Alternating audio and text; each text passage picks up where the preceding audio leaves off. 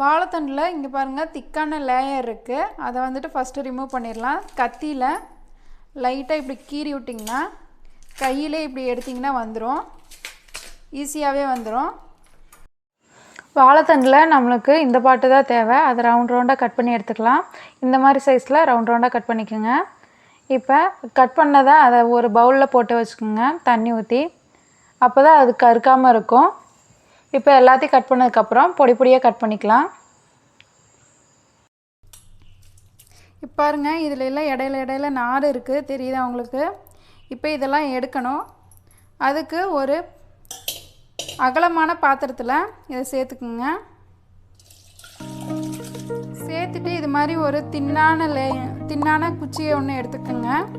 அதை வந்துட்டு இதில் நல்லா இப்படி மிக்ஸ் பண்ணிங்கனாவே அதில் இருக்க நார்லாம் நிறைய வந்துடும். இங்கே பாருங்கள், தெரியுதா? இது மாதிரி ஒரு 4 டைம்ஸ் இது மாதிரி பண்ணுங்கள். அதில் இருக்க நாரெல்லாம் வந்துடும். எண்ணெய் சூடானதும் 1/4 ஸ்பூன் அளவு கடுகு சேர்த்துக்குங்க. கடுகு பொரிஞ்சதும் 2 வரமிளகாய் கிள்ளி சேர்த்துக்குங்க.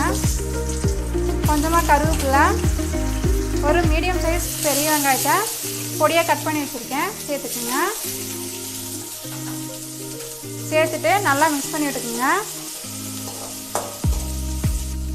வெங்காயம் நல்லா வதங்கட்டும். இப்போ நல்லா வதங்கிருச்சு வெங்காயம்.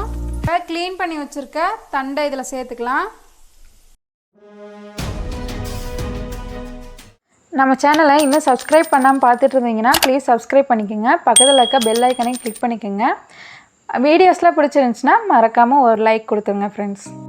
நான் தண்டுலேயே கொஞ்சமாக பீன்ஸ் சேர்த்துருக்கேன். பீன்ஸும் வந்துட்டு நாட்டு பீன்ஸ் வந்துட்டு ஸ்டோனுக்கு ரொம்ப நல்லது.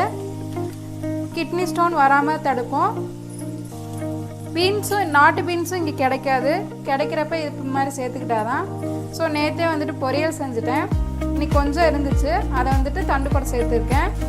பீன்ஸையும் நீங்கள் ஃபுட்டில் அடிக்கடி சேர்த்துக்குங்க, கிட்னி ஸ்டோனுக்கு ரொம்ப நல்லது. இப்போ இதை நல்லா மிக்ஸ் பண்ணி விட்டுக்குங்க.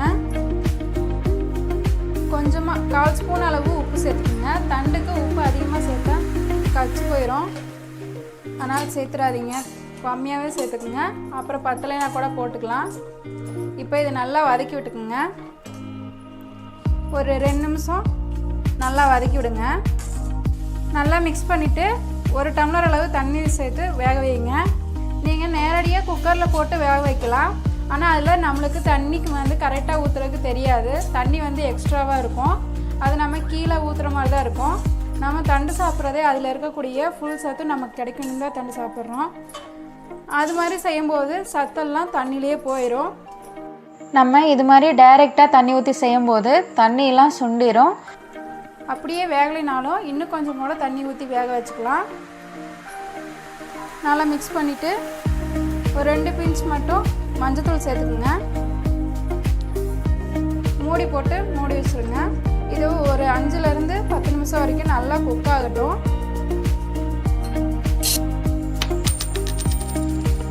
இப்போ பாருங்கள், நம்ம ஊற்றின தண்ணியெல்லாம் நல்லா சுண்டி வந்திருக்கு. வாழைத்தண்டு சூப்பராக வெந்திருக்கு.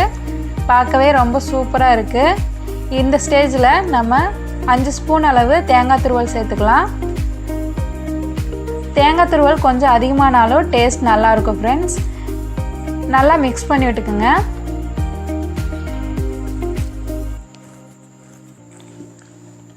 இப்போ ஸ்டவ்வை ஆஃப் பண்ணிடலாம்.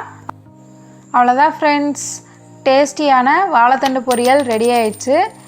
நீங்களே இதே போல் செஞ்சு பார்த்துட்டு எப்படி இருக்குன்னு கமெண்ட் பாக்ஸில் கமெண்ட் பண்ணுங்கள். நம்ம வீடியோஸ்லாம் பிடிச்சிருந்துச்சுன்னா மறக்காமல் சப்ஸ்கிரைப் பண்ணிக்கோங்க. தேங்க்ஸ் ஃபார் வாட்சிங். பாய்.